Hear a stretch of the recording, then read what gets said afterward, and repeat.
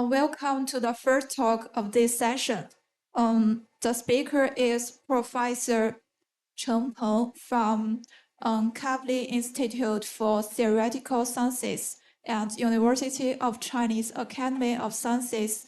He is an expert in gauge gravity duality, symmetries in quantum field theories, and solver models of quantum gravity, and is going to talk on decommuting SYK, building quantum chaos from integrable bricks. Let's welcome our speaker. Yeah, thank you. Yeah. Thank you for the very nice introduction, and also I would like to thank the organizer for giving me this opportunity to tell about what we have been working on recently. So yeah, this talk is as the host was saying, where I'm going to talk about some interesting transition between quantum chaotic behavior and integrable behavior, which are both interesting phenomena that you can observe both in field theory and the holographic gravitational systems. And so this talk is based on a recent work with Ping Gao and my student Han Lin, and also based on some work that is in progress, and hopefully we can put out some news relatively soon. So first, let me give you some background introduction of why we are interested in the connection between quantum chaos and integrability. Naively, you would think that chaos and integrability are two totally different phenomena that doesn't seem to be connected with each other. But actually, some recent advances in understanding holography, and in particular these black hole information paradox, people getting a better understanding of sort of relation between quantum chaos and integrability. So as we know from the old days, that there are quite a lot of quantum field theories that are quantum chaotic. The traditional example would be random matrix theory. That is a very simple field theory in 0 plus 1 dimension, where you have some random matrix and you study their eigenvalue distributions, and also you can do some time evolution using the random matrix. On the other hand, the random matrix theory or some other theories, they have this nice property of being quantum chaotic. And the quantum chaotic is also a signature of existence of a gravitational dew. This is because we all know that in gravity system, inevitably you can start from throw in a small perturbation on the boundary, and then the thing will just go far into the deep bulk. And with a good probability, there will be a black hole formed at very late time. And then this kind of small perturbation at initial time, causing a big change at the final time, is a characteristic property of any gravitational system, because there can be a black hole. So in that sense, quantum chaos is also a feature of the existence of a gravity dew. So in that sense, we are very interested in the quantum chaotic behavior of a field theory, because we can use that to diagnose the field theory can have a gravity dew or not.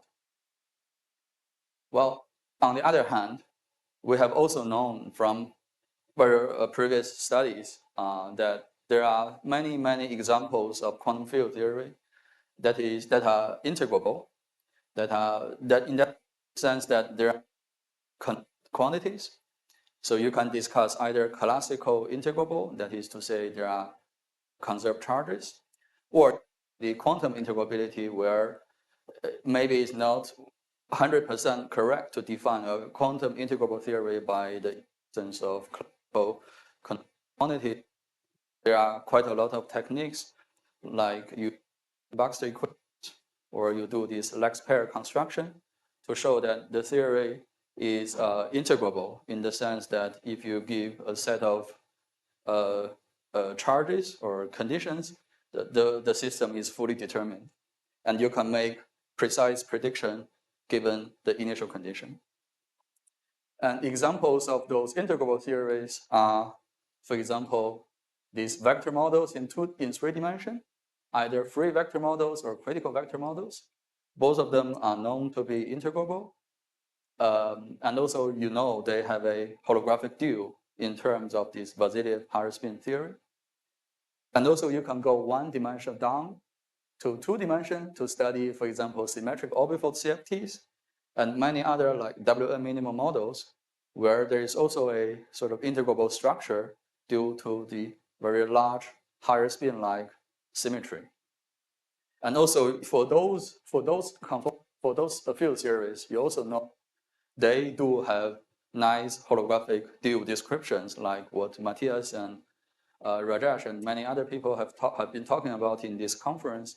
There's these ADS3 nice stories, which is probably due to symmetric orbifold or is deformation. And also you can go one dimensional higher compared to the three-dimensional example. But you can study the planar limit of the n equals to 4 super mu's. And there, due to this very nice analysis of this integrable, the spin chain analysis, and also this other integrability technique, people knows that for example, the planar spectrum of n equals to 4 is fully integrable. You can determine all for example, the operator dimensions of all these different sectors. And also, like the previous two examples, what are the holographic dual of these planar limits of the n equals to 4. There are some certain plane wave geometries in the bulk, which is conjectured and then tested to be due to this kind of field theory. So a brief summary is that for both the chaotic theories and integrable theories, there are nice gravitational dual descriptions, but it's very rare that for a single theory, you can observe both the integrable structure and the chaotic behavior. So, but on the on the gravitational point of view, the difference between these two classes are not that big.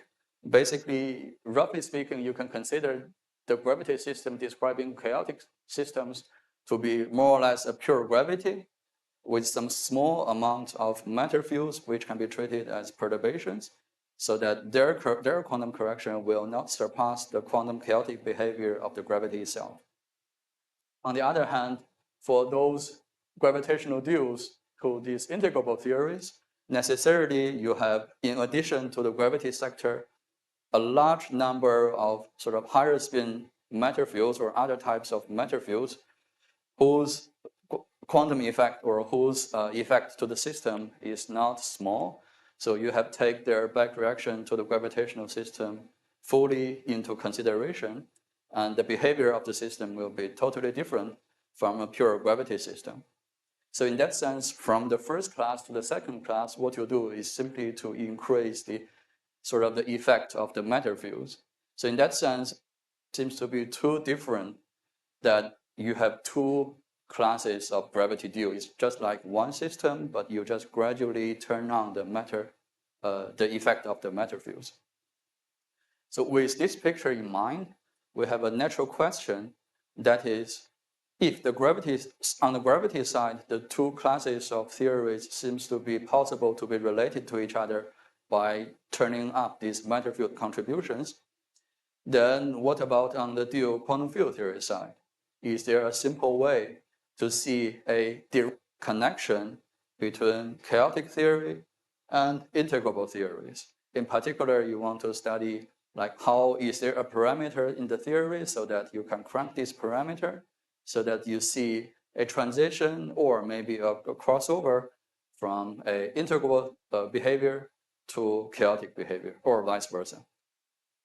So basically, this is the motivation of this work and also some previous works that I've been doing.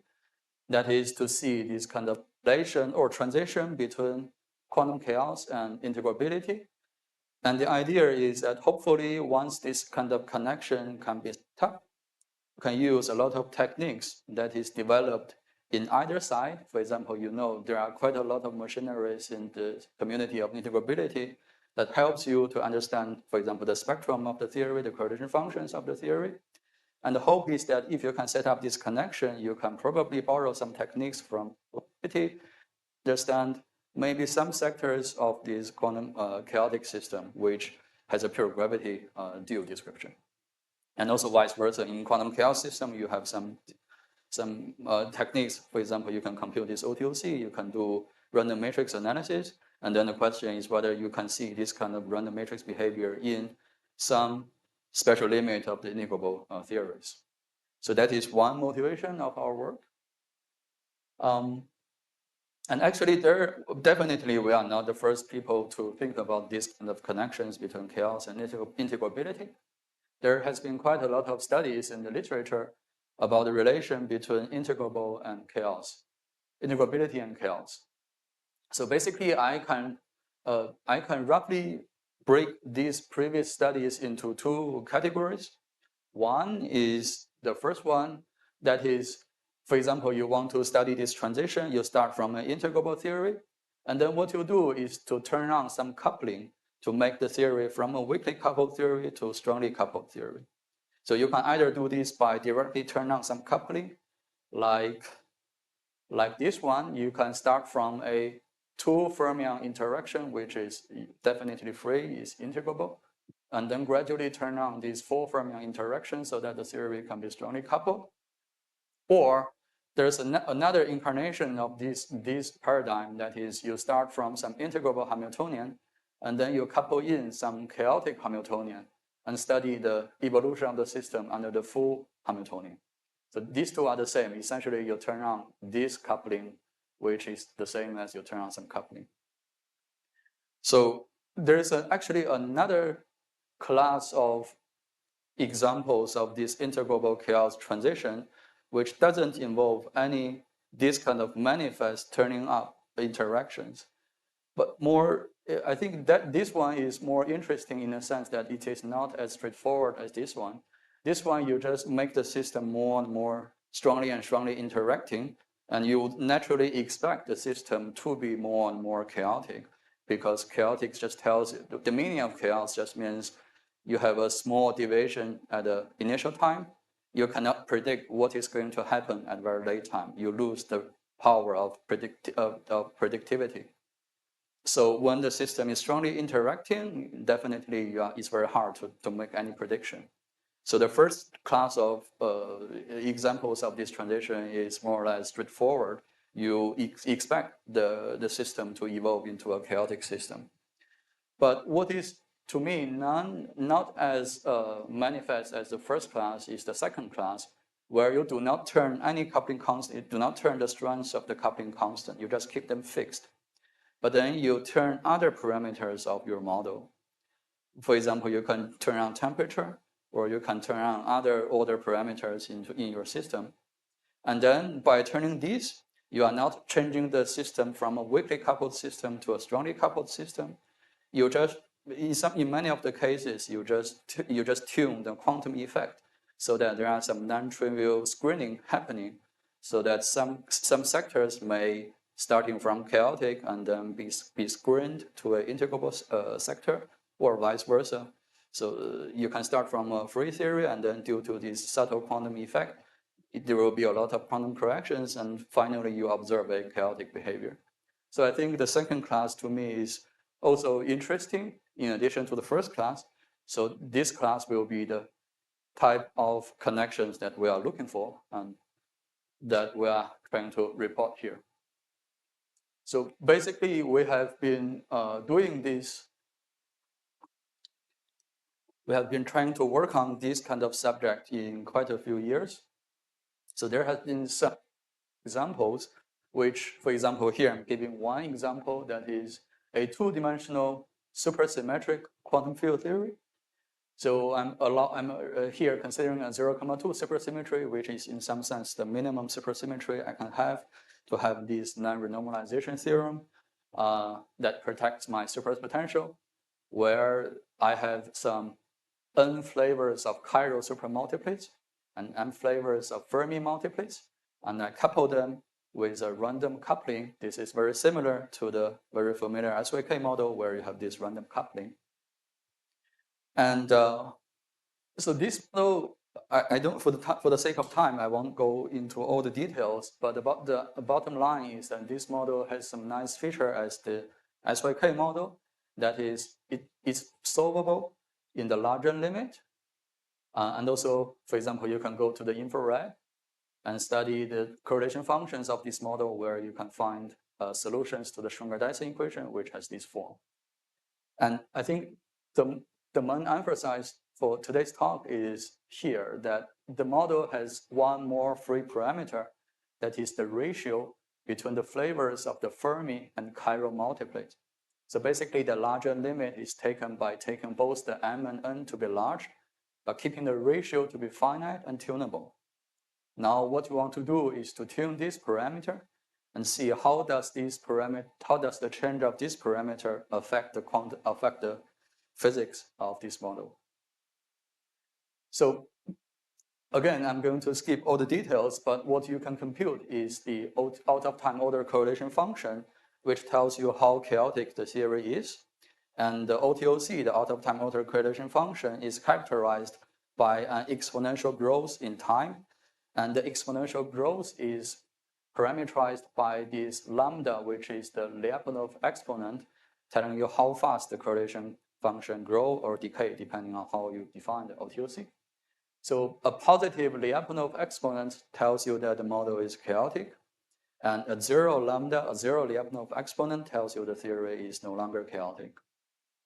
Now you can compute the Lyapunov exponent of this model, and you find the vertical direction is this exponent, and the horizontal direction is the mu parameter that I just introduced here.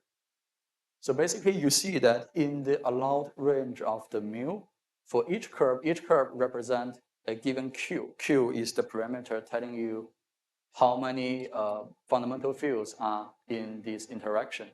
So for different q's, you are defining different theories. In that sense, for each theory, you only focus on one single curve, different curves representing on different theories.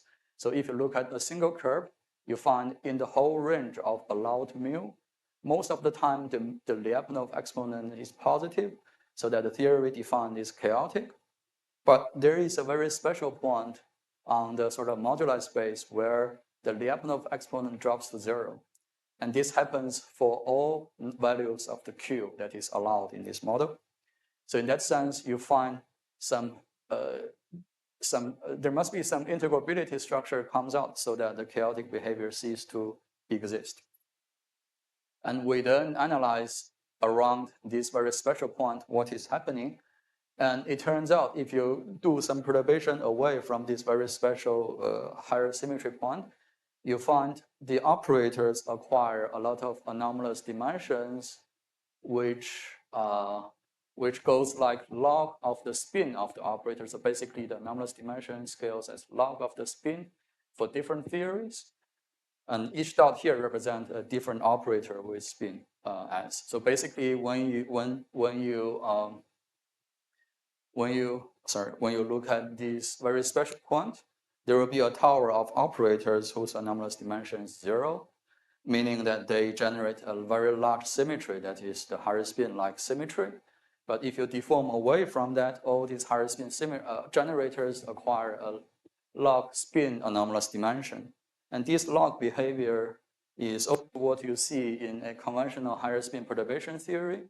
And also this is what you see in about classical string computation, whose dispersion relation tells you there's a logarithmic dependence. So I think this is what, yeah.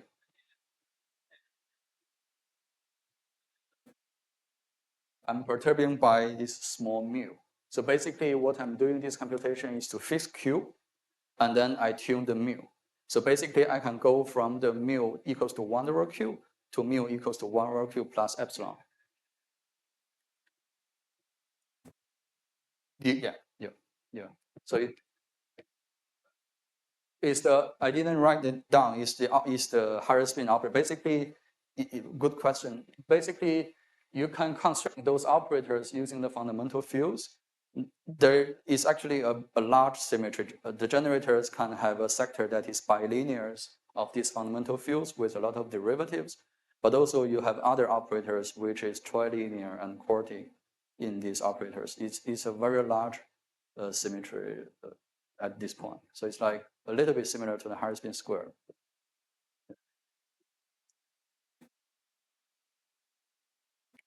Yes, they will go from the integrable regime to the chaotic regime, and then the higher spin generators all acquire anomalous dimensions, so they stop generating symmetries. Yeah. So this is one example. In 2 dimension, but 2 dimension is special. So we did some further analysis in 3 dimension. This is in collaboration with Mukong and also Qiming. Sorry, yeah.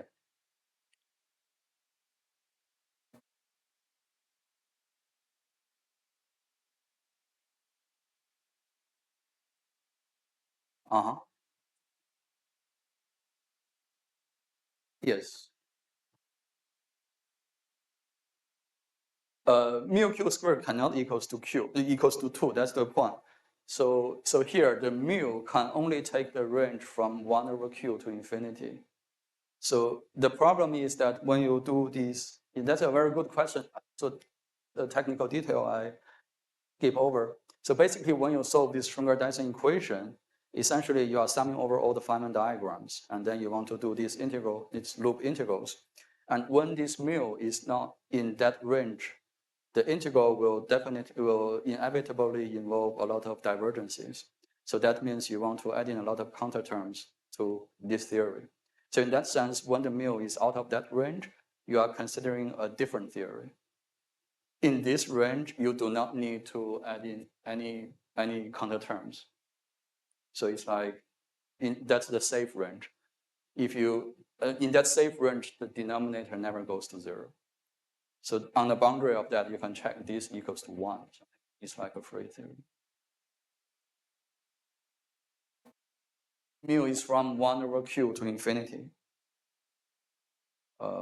It's like here. Mu is like 1 over q to infinity.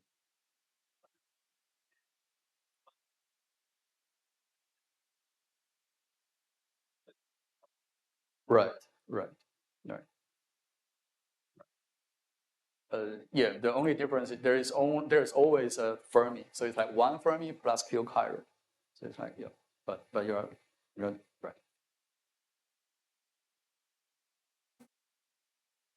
Uh-huh. Yeah, this one. So these different lines, sorry, this is too small. So different colors representing different Qs, and different Q represent different theories. I'm just showing that this phenomena is common. It's not for a specific Q. It's a general behavior. Right. So we also did this analysis in 3 dimension, and basically the story is the same. We have a certain number of supersymmetry here is n equals to 2, and also we have 2 kinds of chiral multiplets, and we couple them by a random coupling. And then we again tune this parameter, which is very similar to the 2-dimensional story. And as you would expect, they're plotting the twist of a tower of operators, which are roughly bilinears of the fundamental fields, as a function of this parameter lambda, which is the horizontal direction. We're representing by a different value, by a different number, but this is essentially the same as lambda. So you see that the twist goes to 0 of all these operators, representing they can generate a higher spin symmetry also on the boundary of the moduli space. So this is also consistent with our 2-dimensional example, and also this is consistent with the distance conjecture. It's like on the boundary of the modular space, there must be a tower of light states. Here is the tower of higher spin operators.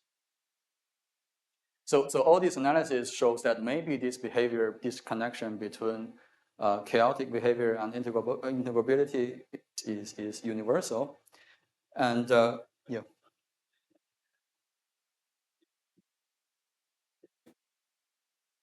that's not necessarily true. We don't have a good picture of that.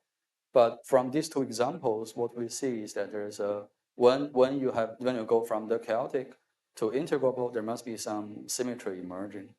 And the symmetry could be higher spin, or could be Yangian, or could be some other quantum symmetry, I don't know. But from these 2 examples, it seems like it's just a higher spin without any further deformation. But maybe it's something else for other models. I don't know. So yeah, so basically these are the old stories. Yeah, so I'm going to half an hour, right? Okay, good, good, good, very good. So basically, these now I'm yeah, yeah, yeah,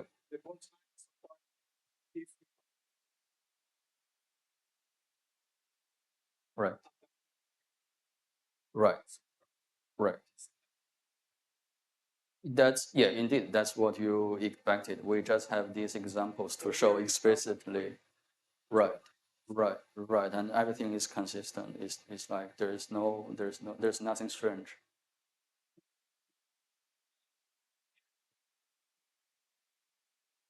Well, I think yes, you can see that explicitly. This model has the nice property that it's solvable, so you can explicitly look for the physical operators by computing the four-point function of this model, and you can show that there is indeed an infinite number of operators.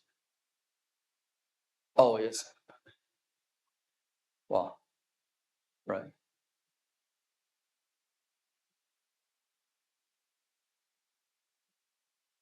Yes, maybe, yeah, maybe that depends a little bit on the taste. Here, I'm solving this model in the larger limit. So, yeah, I don't know whether you want to have, you need infinite number of conserved charges. But yeah, maybe, yeah. Yeah, yeah, yeah.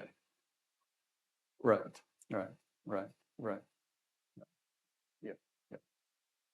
Yes. Let me say all the previous analysis of the SYK model is done in the larger limit and goes to infinity. So there we see infinite number. And later we have a paper do this finite, and indeed there is a finite number of conserved. Right. Yeah.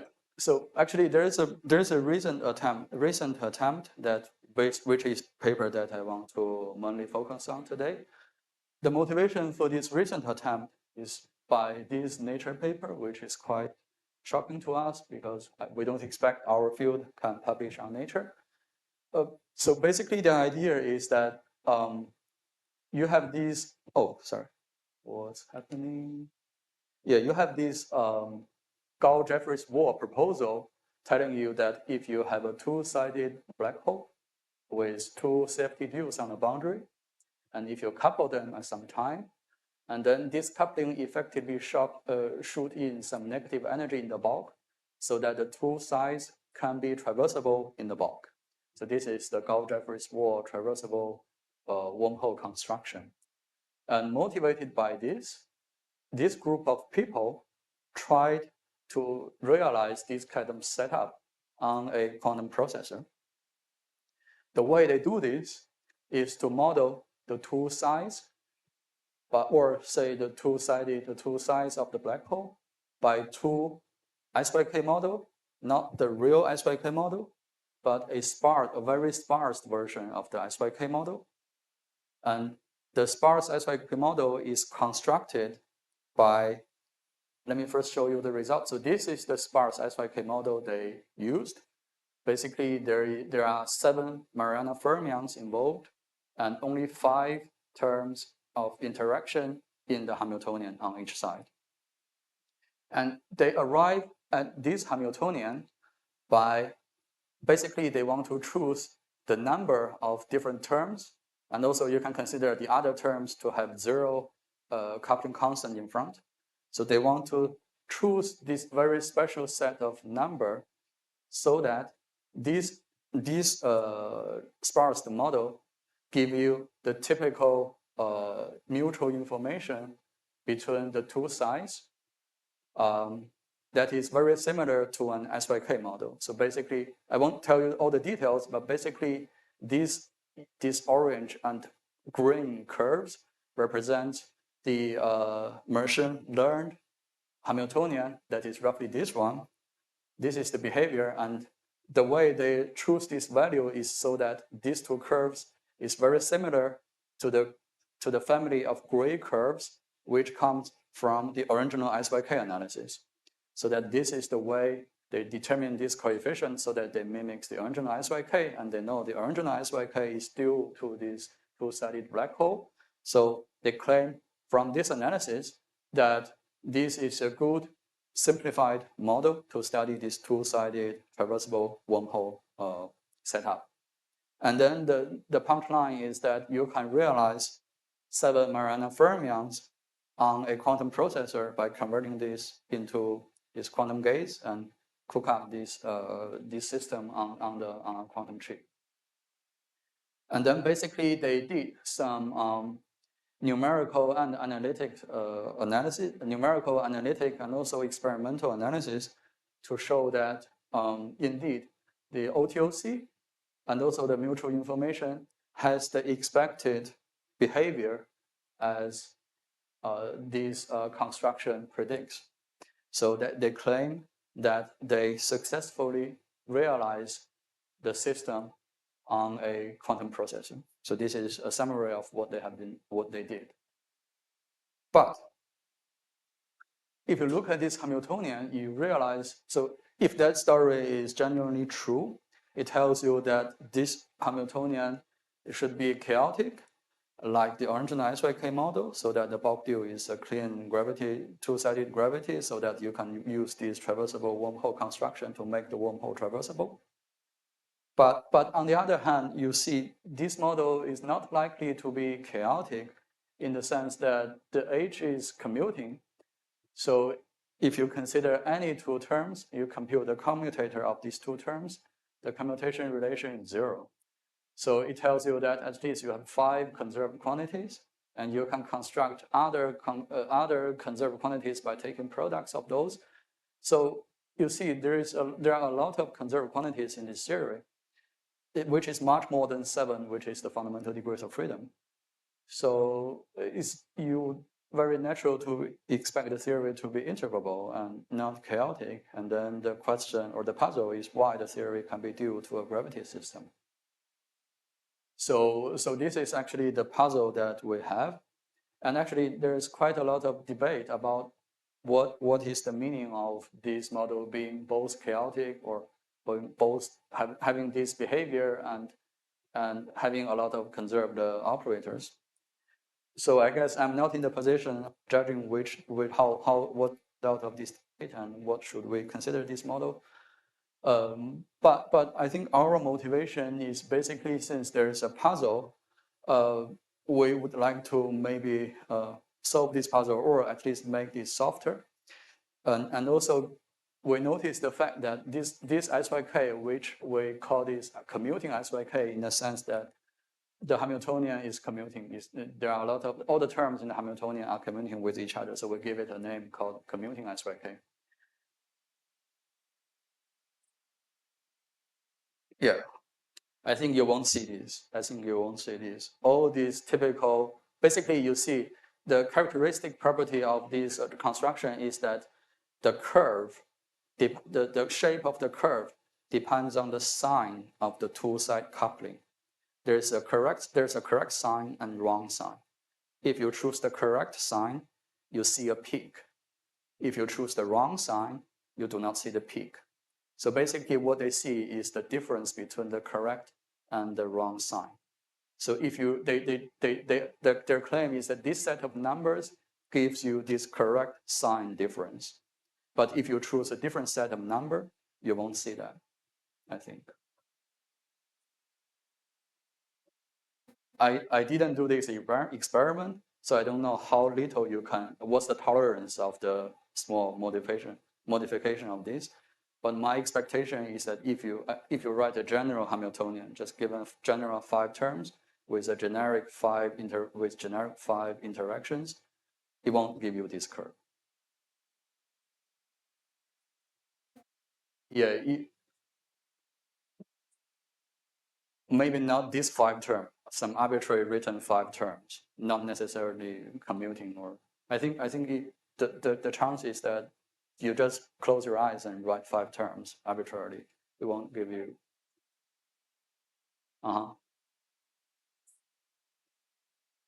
Yes. Right.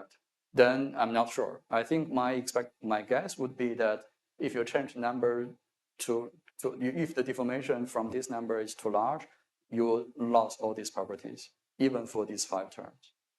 But I didn't really check this explicitly. So, but probably, yeah.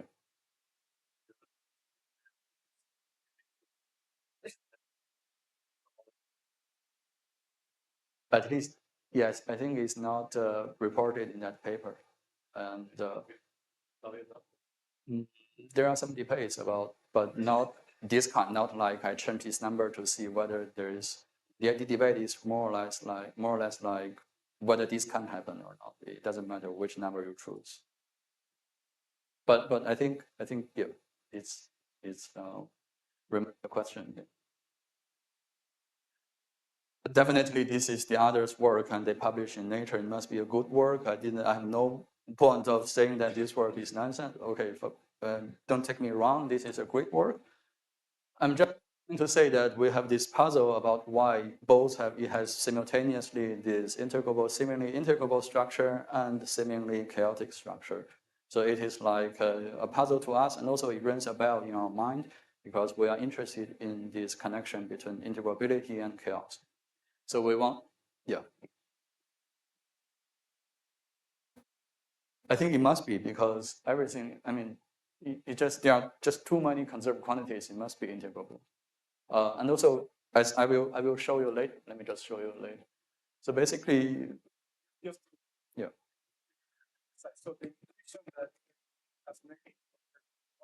it's a classical one. Yeah, no, it doesn't apply directly. You want to construct this Lex pair or do the Young boxer.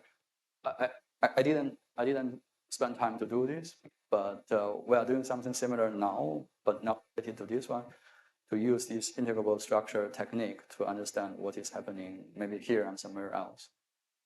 But I think let me summarize. This is the others' work, and we didn't spend too much time to analyze what is happening here. So, but anyway, let me go to my work. Okay. Um, yeah, basically we are motivated by this work, but not exactly the same. So basically, the idea is that this model, this model may or may not be integrable, but definitely this model has the property that is commuting in the sense that all the terms commute with each other. So we kind of realize that the commuting SYK has a nice property that is easy to realize on quantum computer. This is because when the terms are commuting, when you do this experiment, you want to measure time evolution, what you do is you don't really have a unitary evolution, you just trotterize it into small time differences and exponentiate. You put a large exponential into small products of a small time interval time evolution. So when you do this trotterization, this commuting SYK is very handy because it's commuting, so that when you rewrite when you use this these exponential formulas for matrices, it's easy when the terms are commuting, so that it's easy to do this trotterization, and it's easy to do this in experiment. So we realized that maybe this commuting SYK has the advantage of easier to be realized in an experimental setup. But on the other hand, the commuting property also is the puzzle that we had, because it shouldn't be related to any chaotic behavior. So from given that, basically our motivation is that we can try something very similar to this commuting SYK, so that hopefully, if we are very ambitious, maybe in the future, maybe not in the near future, there's a way to realize another version of the commuting model on quantum computer. But on the other hand, there's some trick we can put this commuting SYK into a chaotic system. So if that is the case, then the puzzle seems to sort of, in a sense that it can be chaotic. So our idea or our proposal is that if there is a way to use this kind of system that is simple, but also is non-commuting, have a chaotic due. So this is what we do. We start from, again, this commuting SYK. Now we just have a general description of this SYK, where this commuting SYK, where we group all the Mariana fermions into spins, and then we use the spin to construct a Hamiltonian that is p spins coupling together. But from this construction, you see that all different spins, they do not share any common Mariana. So they all commute with each other. And also in each of these HA, the terms commute with each other. So if you look at each of these HA, this Hamiltonian, this is a commuting SYK that is very similar to the one used in the previous analysis here. This one, you can see that this term and this term, they have two fermions in common, that is maybe 1, 4. And in our case, it's the same, maybe different terms. They have one spin in common, and one spin is like two fermions in common. So each of the HA is like the commuting SYK we previously introduced. But now what we do is that we couple D copies of the commuting SYK trivially. We just add them up together. The difference is that the different copies are not really different copies. In different copies, the ways we group Mariana fermions into the spin are different. So that's why our spin has an upper index A. This A is just this A, this sort of copy index or color index. It tells you how to group fermions into pairs. So for example, I can fix the first fermion to be always 2J plus minus 1. This is the J here. But I change the second fermion from copy to copy. So from this construction, it's easy to see that although all the terms in each individual HA commute, but terms from different HA, for example, H1 and H2, they do not commute because they share odd number of Mariana fermions. So they cannot commute. So in that sense, we are cooking up a non-commuting Hamiltonian by collecting a bunch of commuting Hamiltonian trivially. We don't put in any coupling among them. We just trivially add them together. So this will be the Hamiltonian that we are interested in. And it's trivial to see that when D equals to 1, this model reduced to one single copy of this guy, which contains just commuting terms, and this is definitely a commuting SYK. And actually, this model was previously studied a long time ago. It's called the Sherrington-Kirkpatrick model. It's the SK model, which is probably the first model people use to study spin glass dynamics, which is known to be integrable. So in that sense, really, in this example, we know explicitly that we are cooking up some model from integrable bricks. So each component is an integrable model. This is done by this work. And then the bottom line is that as long as your D is larger than 1, even D equals to 2, this model stops being commuting. But on the other hand, this model is also simple enough. If you do this Hamiltonian evolution, there are just two terms. Each term is commuting. So in that sense, it's similar to the previous commuting model, but it's non-commuting. So now the question is basically whether this model is holographic or has a better gravity dual description. So basically, we did both numerical and analytic study of this model. So before I went into all these analytic results, let me first go into I think I don't have too much time, so let me be quick. So basically, we can first study the spectrum of this model, and you see clearly that when D equals to 1, the spectrum roughly is Gaussian. This is the property of the commuting SYK or the SK model, which is very far from this random matrix behavior, which is a characteristic property of a chaotic model. But as long as you turn D to be larger than 1, for example, here I'm taking D equals to 2, you see the spectrum, the pink histogram, is very different from the Gaussian one. Actually, it fits very well with the blue curve, which is just the shape of the spectrum of the regular SYK. And you know that regular SYK is chaotic. So this is a very strong hint that our model, even at D equals to 2, has a very similar spectrum with the regular SYK. And again, you see this discrepancy between this blue curve or our pink histogram with the yellow curve. The yellow curve is again the random matrix, but this difference is just a well-known difference between SYK and random matrix, where you have this extra a little tail, a singed tail, that is sort of corresponding to the explicit Schwarze effective action. Yeah.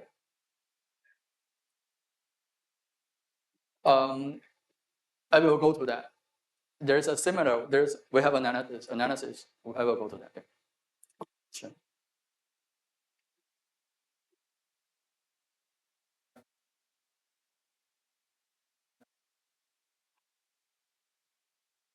I will go to that too. It's a great question. The answer is yes. I will go to that. Yeah. So basically, we can also, so basically previous one tells you what's the shape of the spectrum. You can also study the level spacing, which can be characterized, for example, using this spectral form vector. And you see that when d equals to 1, there's no ramp or plateau at late time. But as long as d equals to 2, you see a clear ramp. And then you can change the temperature from high to low. You see still there is a ramp, but the ramp is getting less and less steep. And actually, when you reach some critical temperature, the ramp basically disappears and it goes back to this behavior. And then if you go to d, want to go to a larger d, you see that even at this very low temperature, you still see the existence of ramp. And actually, this curve is identical to regular SYK. So from this analysis, basically what you can see is that first, you can change the d. As d increases, there seems to be an emergent ramp and plateau, which is a typical random matrix behavior. And then for each given d, you can further tune the temperature. You see that as the temperature decreases, the random matrix or the chaotic behavior tends to be weaker and weaker. And after a critical temperature, the chaotic behavior disappears. And then you can see that when d equals to 1, the critical temperature is very high. You can take this to be infinite. And when d equals to infinity, the critical temperature is actually 0. So everything here is chaotic. Everything here is integrable. In the middle, you can have a high temperature and low temperature regime. So this is from our numerical computation, which is very straightforward. And then we want to analyze this model and to verify whether our numerical understanding is correct. And also we want to extract more physical interpretation from the numerics. So basically, as the insight, there basically the first limit that you look at this model is definitely the d goes to infinite, because there you have an infinite number of commuting SYK. It looks the maximum non-commuting limit.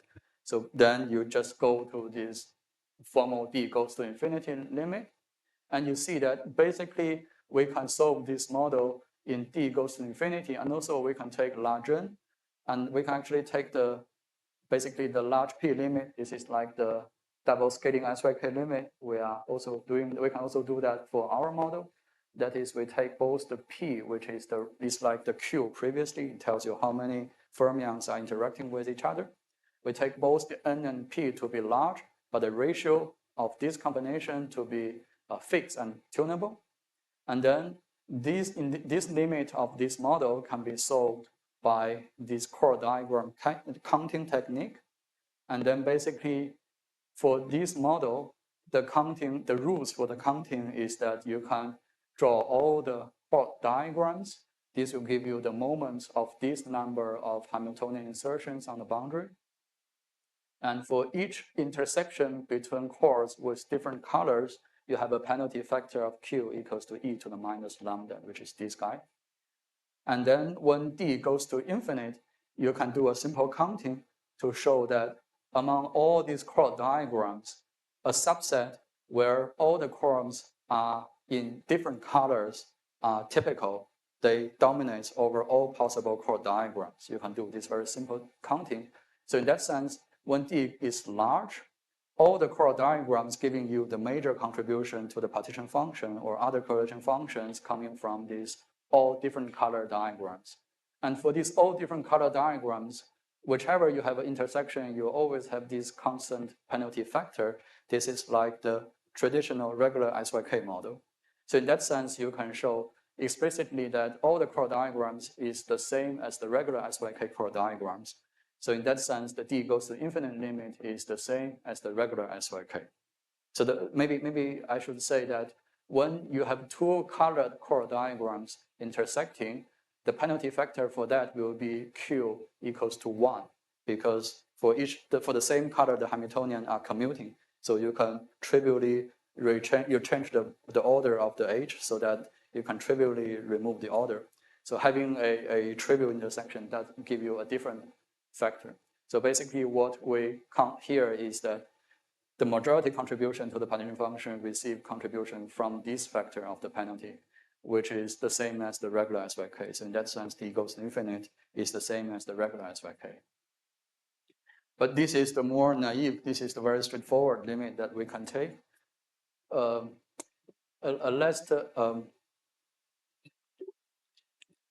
less straightforward but more interesting limit is finite d, because, for example, if you are ambitious and you want to realize this in some experiment, you do not want to have an infinite number of copies coupled together. So you want to have maybe a finite, maybe only two copies. So basically, we need to solve this model as some general finite d.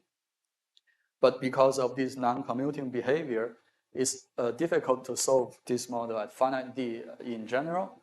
So we have to find another way. The other way is to take some other limits. So one limit you can take is q goes to 0, where q is again defined in this way. So q goes to 0 is the same as taking lambda to be infinite. And lambda goes to infinite is saying that both p and n is large, but p grows larger than square root of n. So this is the meaning of the q goes to 0 limit. This is another scaling limit. And then in this limit, basically q goes to 0 tells you that when you draw all these chord diagrams, whenever you have an intersection, you've got a penalty factor q equals to 0. It tells you that intersection between different colors are forbidden because you have this factor q multiplied in the very front. So in that sense, you see that in this limit, all the chord diagrams can have only intersection between same color chords. And then the only possible configuration of this kind of chord diagram is just a clustering of different clusters of small chord diagrams where you have same number of chords intersecting with each other with a penalty factor 1. But then this sort of factorization property reminds you of these free probability statistics that mathematicians have been developing for decades. There is a critical behavior that if you study, basically free probability studies the distribution of some free non-commuting variables. What's the probability of a string of these free variables? Was the expectation value of that? Was the probability of this combination showing up and this other combination doesn't show up? So they have this full machinery to compute the correlation functions and also partition function or the spectrum in the free probability theory given a seed theory, giving the probability or the spectrum of a single seed theory. So basically what we can do is that based on this clustering property of this limit, we can map our counting to the counting of the free probability exactly. And then we use the result in free probability to compute the partition function of our decoupled model from a single seed model, that is the spectrum of a single commuting copy, which is just this Gaussian that I've been showing previously in the numerics. So basically, this is a numerical computation of the spectrum based on this seed, the spectrum of one single copy. And here, different colors, different curves representing different Ds. And you can see that the blue curve is D equals to 1. This is the original Gaussian. And as D increases, the tail of the Gaussian shrinks and shrinks. And also, it goes more and more like a semicircle law. And if you formally take D to be very large, you see it just goes back to this semicircle, which is just a random matrix. And this is, again, you can find this solution in the free probability literature, that when you have a large number of free variables, the probability distribution of the sum of these free variables goes to the random matrix behavior. So that's to summarize, in this other limit, we show that, again, this model is chaotic in the sense that the spectrum goes like random matrix. So basically, we have two limits. Both tells you that the model can be chaotic. And also, we have a third, which is D equals 1, where the model is integrable. But if we're sorry, yeah, yeah, this is I think Right. I think the root of that, derivation of a large number of D gives you the random matrix. There is a sense of random matrix, but it is not on the surface of the random matrix. Of this central limit. So it's not on, but it's not on the surface of central limit where everything goes to a Gaussian. But there, the central is the random matrix. Yeah. Yeah, it's a Gaussian random matrix. It just goes back to the Gaussian random matrix. Yeah. But what I was trying to, yeah, good question. What I was trying to say is that when Q goes to 0, you see that this limit corresponding to P grows larger than square root of N. But this is not a conventional SYK limit where P is finite, but N is large.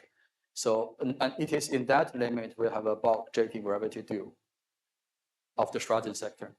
So maybe for the holographic purpose, a more interesting limit is to keep D finite, but Q goes to 1. And Q goes to 1 corresponding to lambda goes to 0.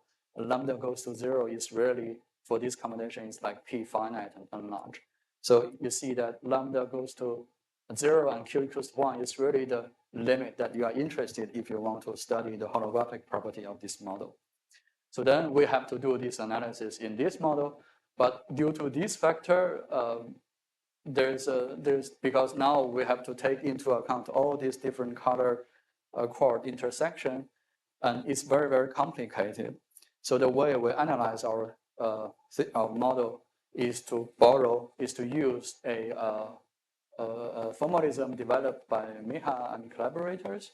So basically, they studied a model which is in particular the model that I shown you at the very beginning of the talk. That is basically this one. So this is their model. They have a chaotic Hamiltonian and integrable Hamiltonian. They couple them together. So in that sense, they have two colors. One is the color for this chaotic Hamiltonian. The other is for the integrable. So they are treating a similar problem as we are facing. That is, they have two colors of the chords. And in our case, we have D colors. But since we both are treating a problem of counting chord diagrams of multiple colors, we just borrowed a sort of result, a treatment developed by Miha. They use this idea of 5 minutes? 3, okay. Okay, 3, because I have only 3 minutes, let me just go to the result. So basically, they introduced a co-screening of the boundary circle. They first separate the boundary into small segments, and they first resum all the chords that coming out and going into the same segment. And then they have an effective action, which is this ZS, describing this kind of single segment partition function.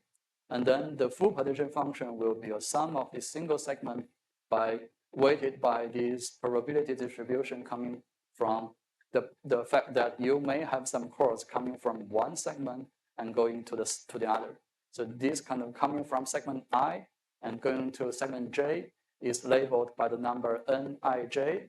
And if the chord is of color A, we put the number A, we put the label A here. So basically this one tells you what's the chord going from one segment to the other segment.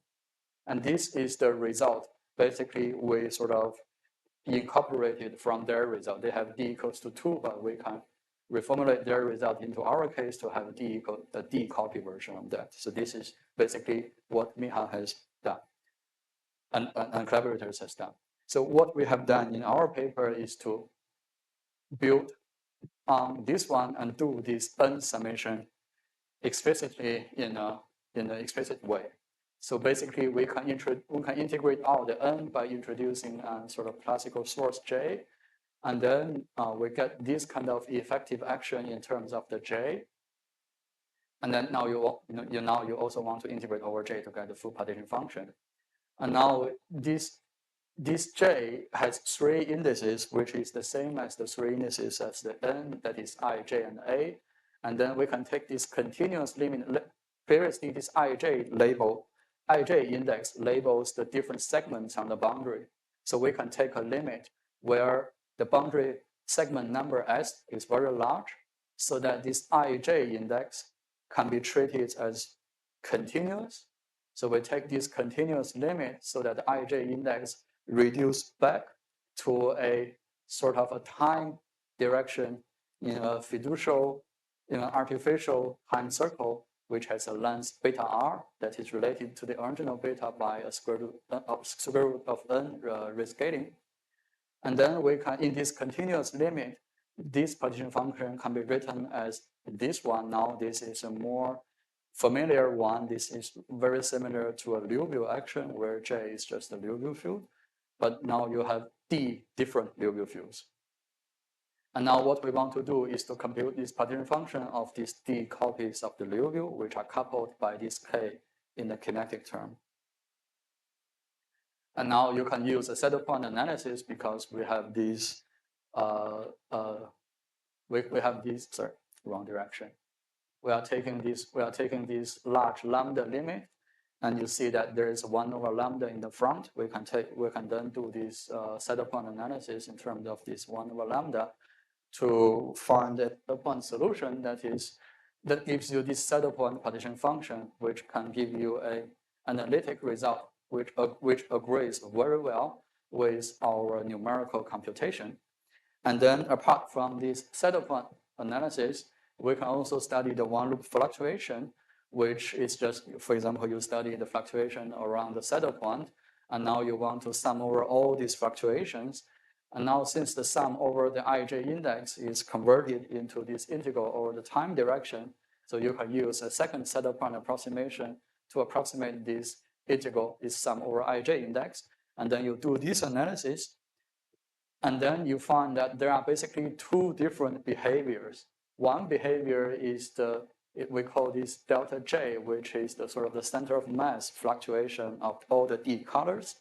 And then there are D minus 1 copies of the fluctuations around this center of mass. They turn out to have different behaviors when we evaluate this sum using saddle points. Both of them can be described by this equation, but with different values of h. For the center of mass guy, the h equals to 2.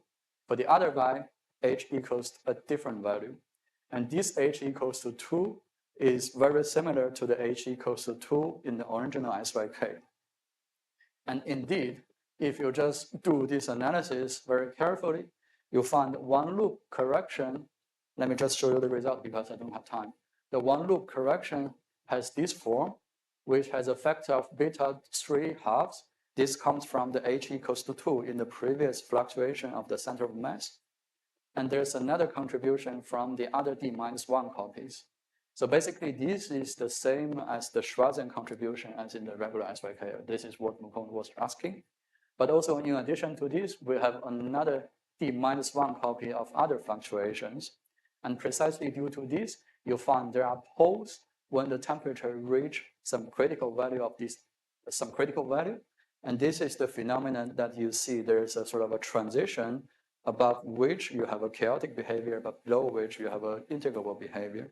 So here, what we can do is that we can, in this analysis, we can only show that when temperature is larger than this temperature, the system is chaotic. But at this temperature, we found a divergent partition function.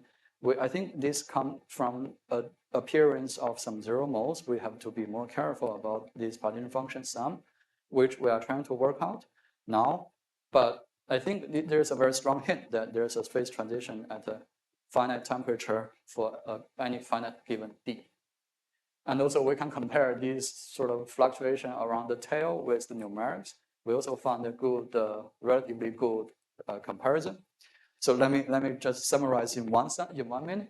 So basically, okay, one last advertisement is that I think basically what I described just now is based on this decommuting model, but I think our prescription is more general than this, in the sense that you can start from a general Hamiltonian, and then you can artificially regroup the terms into the Hamiltonian into different subgroups, where within each subgroup is commuting. So then it's like you can artificially rewrite everything into a decommuting SYK. The only difference is that maybe for different regrouping, you have a different effective D and effective lambda. As long as you can work out what is these effective numbers, you can plug this number into our previous analysis, and this should be the expected answer to a general Hamiltonian. So you shouldn't, you should expect that this result applies to a general. This is our expectation. May or may not be correct. It's interesting to check whether this is actually right in the future. And the summary is that indeed we found a lot of examples of old and new transitions between chaotic and integrable structure. And more interestingly, our result does not depend on this machine learning of a special set of coupling constants. Our result should apply to a general Hamiltonian. So I think maybe if we are very, very ambitious, maybe in the far future, there's a way to realize some versions of this model on a quantum computer. And that will be great. And thank you for your patience, and any questions, welcome. Yeah, thank you. Sorry for being late.